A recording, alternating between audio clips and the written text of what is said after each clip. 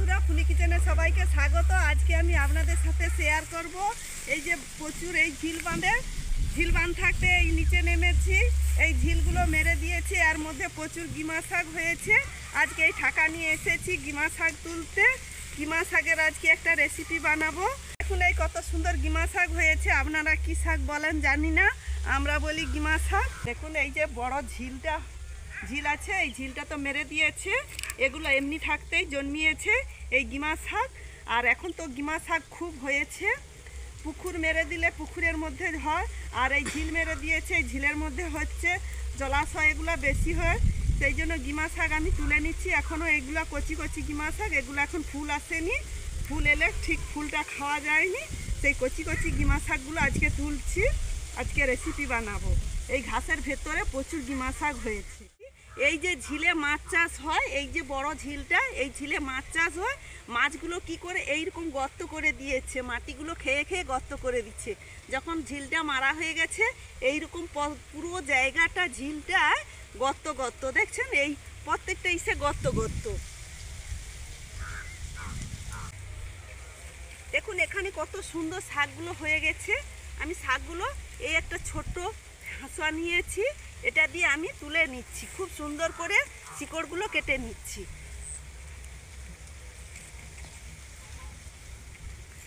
আমার এই যে এইভাবে তুলে নিলে বেশি টাইম যাবে না। এইভাবে আমি শিকড়টা পর্যন্ত তুলে নিচ্ছি। কচি কচি শাক তো, খুব সুন্দর নরম শাক। দেখছেন কত সুন্দর লাথা লাথা হয়ে আছে। এগুলো আমি ভালো করে উবড়িয়ে নিচ্ছি, মানে হাঁসা দিয়ে কেটে নিচ্ছি। উবড়ালে নখের মধ্যে কাদো ঢুকে যায়। এখন তো একটু রসালো ভাব আছে, সেই জন্য আমি এইভাবে কেটে নিচ্ছি। বাড়িতে গিয়ে ভালো করে পরিষ্কার করে নেব।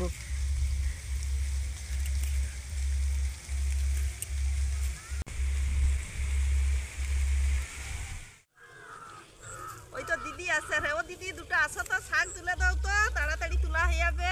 আমি কি শাক তুলে দেবো? হ্যাঁ, দুটো শাক তুলে দাও, তাড়াতাড়ি হয়ে যাবে। আচ্ছা, আমি তাই তুলে দিই।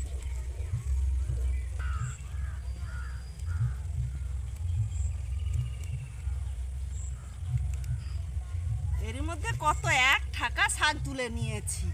আরও বেশি দুটো শাক তুলবো। বাড়িতে শাক তুলে রেখে দেবো, যখন ইচ্ছা খাওয়া যাবে, অনেক দিন শাক থেকে যাবে। দেখুন এইভাবে গোড়াটা হাঁসা দিয়ে এইভাবে তুলে নিচ্ছি। বাড়িতে গিয়ে তো বাছবো। এইভাবে যে একটা একটা শাকের চাগড়া হয়েছে, আরও বড় চাগড়া হবে। এখন তো ছোট ছোট শাক, এগুলো যখন বড় হবে তখন অনেকটা চাগড়া হয়ে যাবে।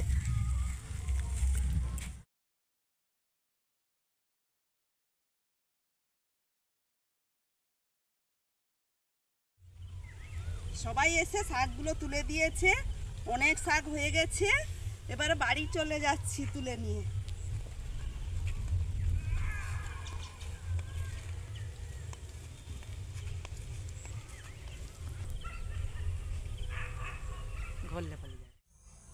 দেখুন বন্ধুরা, এই তো এক ঠাকা গিমা শাক তুলে এনেছি ঝিল থাকতে। এবার এই শাকগুলোকে ভালো করে বেছে নেব। তখন তো বেছে তুলিনি, এমনি উবড়ে নিয়েছি, এই হাঁসা দিয়ে কেটে নিয়েছি। এখন আমি বেছে নিচ্ছি। কত শাক তুলেছি, দেখুন কত সুন্দর কচি কচি শাক। এই শাকগুলোকে এবার আমি এই ডাঁটাগুলো থাকতে পাতাগুলো তুলে নেব। এইভাবে তুলে নিলে খুব ভালো। ডাঁটাগুলো একটু চিবা লাগবে, সেই জন্য চিবা লাগবে না, তবে নিচ্ছি না এগুলো। এইভাবে তুলে নিচ্ছি, এই ডাঁটাটাগুলোকে ফেলে দিচ্ছি। এবার এই শাকের মধ্যে যদি ফুল থাকে, এই যে একটা ফুল হয়েছে, এই ফুলটাকে না নেওয়াই ভালো। এই ফুলটাকে ফেলে দিলে খুব ভালো।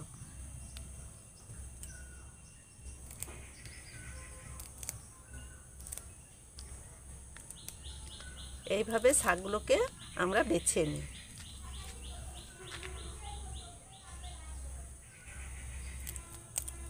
শাকগুলো এত কচি শাক, আর এখন তো গরমে মানে তেতো খেতে খুব ভালো লাগে।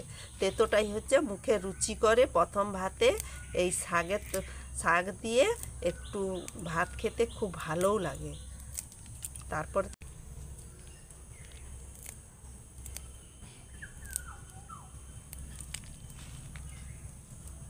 এইভাবে আমি সব শাকগুলোকে বেছে নেব। আর তেতো করার জন্য বেশি শাক লাগে না, অল্প শাকেই হয়ে যাবে।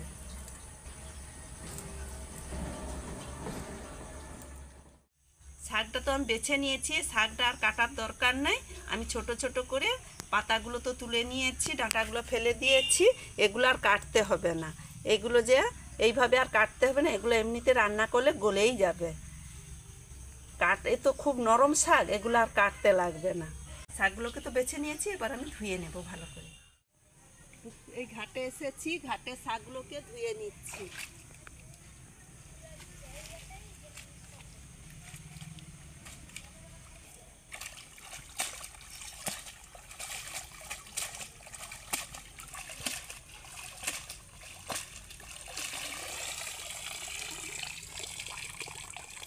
ধোয়া হয়ে গেছে।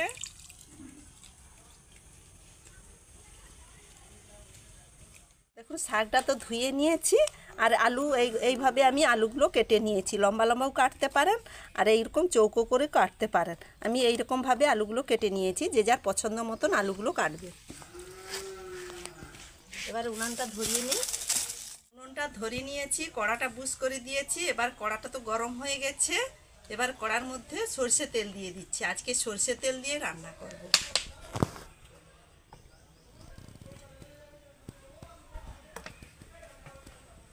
তেল তো গরম হয়ে গেছে, এবারে দিয়ে দিচ্ছি 5 ফোড়ন।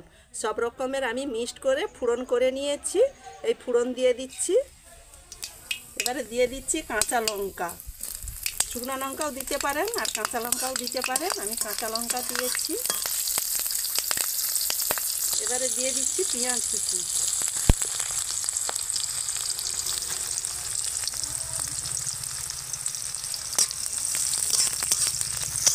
পেঁয়াজগুলোকে ভেজে নিচ্ছি। এবারে দিয়ে দিচ্ছি এই যে কেটে রেখেছিলাম আলুগুলো দিয়ে দিচ্ছি।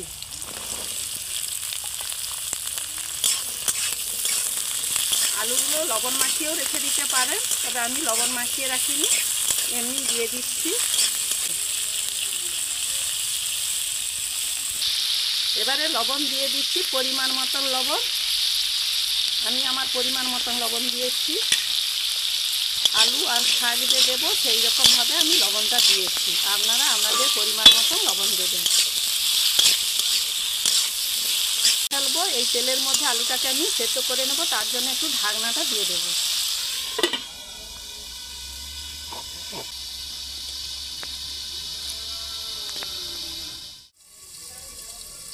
ঢাকনাটা খুলে নিচ্ছি। দেখুন কত সুন্দর আলুটা ভাজা হয়ে আসছে। আলুটা সেদ্ধ হয়ে গেলে শাক দেবো।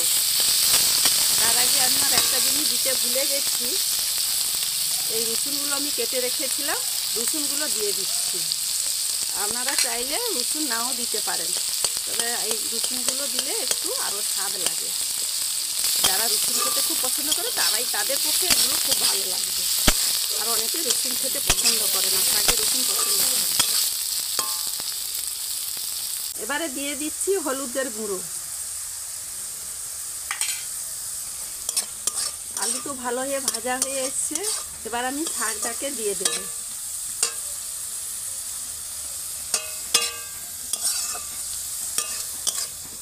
সেই যে ধুয়ে রেখেছিলাম শাকগুলো এর মধ্যে দিয়ে দিচ্ছি।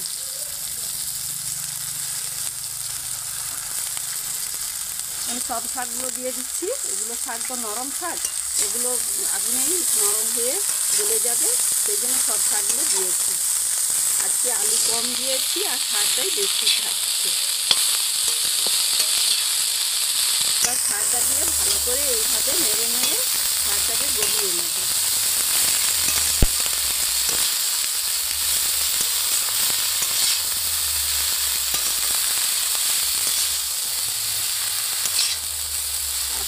এতে কিন্তু লবণ, এই যে শাকে লবণ হলুদ আগে থাকতে মিশিয়ে রাখলেও ভালো, শাকটা আরও নরম হয়ে যাবে আর তেতো একটু বেরিয়ে যায়। যারা তেতো খেতে খুব পছন্দ করে না, বেশি তেতো খেতে চায় না, তারা কিন্তু এইভাবে নুন হলুদ মাখিয়েও রেখে দিতে পারেন, তবে শাকটা তখন একটু তেতো জলটা বেরিয়ে যায়।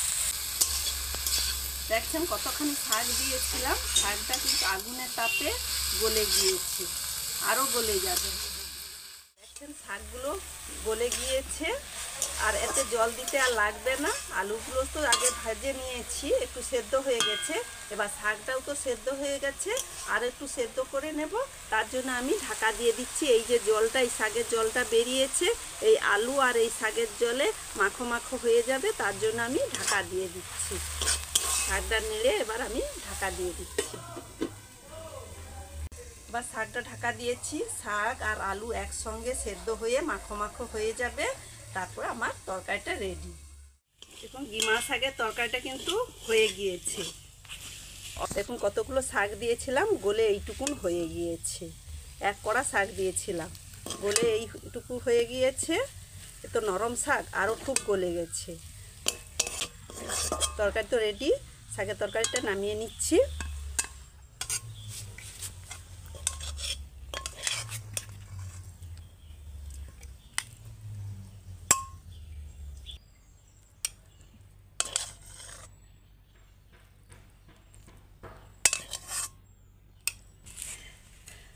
দেখুন কত সুন্দর গিমা শাকের তরকারি হয়েছে।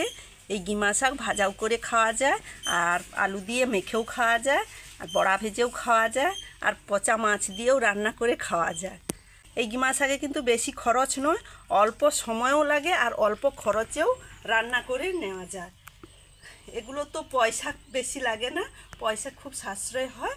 আর এগুলো তো আপনার হাতে গাছ শাকগুলো তৈরি হয়, তাই শাকগুলো তুলে বাড়িতে অল্প তেল মশলা দিয়ে এইভাবে রান্না করলে অল্প সময় রান্না হয়ে যায়, আর অল্প খরচেও রান্না হয়।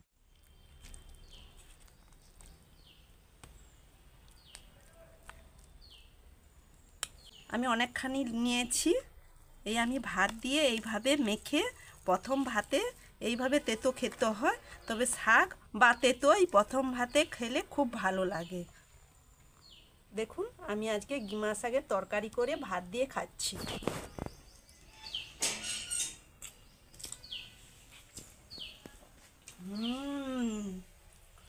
খুব সুন্দর হয়েছে। এখন তো গরমকাল, গরম পড়ে গেছে, তার উপরে তেতো আর গরম ভাত, যা মজা লাগে।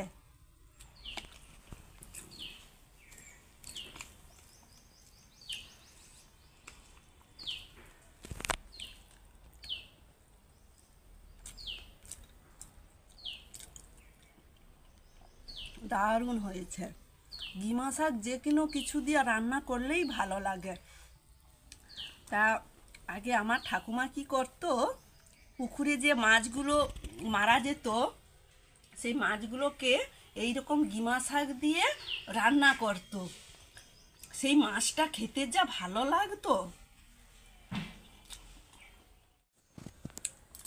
আমার না খাওয়ার লাস্টে এরকম হাতটা একটু পুছে খেতে ভালো লাগে। হাতটা পুছে খাওয়ার পরে যেন মনে হচ্ছে আমার খাওয়াটা পরিপূর্ণ হলো। তাহলে বন্ধুরা, এই যে আজকে আমি গিমা শাকের রেসিপিটা বানাচ্ছি, আপনাদের কেমন লেগেছে তা জানাবেন, আর এইভাবে আপনারাও বানিয়ে খাবেন, তা খুব ভালো লাগবে। এই গরমে তেতো তো খুব মুখে লাগে, তাই এইভাবে তেতোটা বানিয়ে অবশ্যই বাড়িতে খাবেন। তাহলে বন্ধুরা আজকে শেষ করছি, দেখা হবে পরের ভিডিওতে। এইভাবে আপনারা আমার পাশে থাকবেন, আর পুরো ভিডিওটা দেখার জন্য ধন্যবাদ। বাই।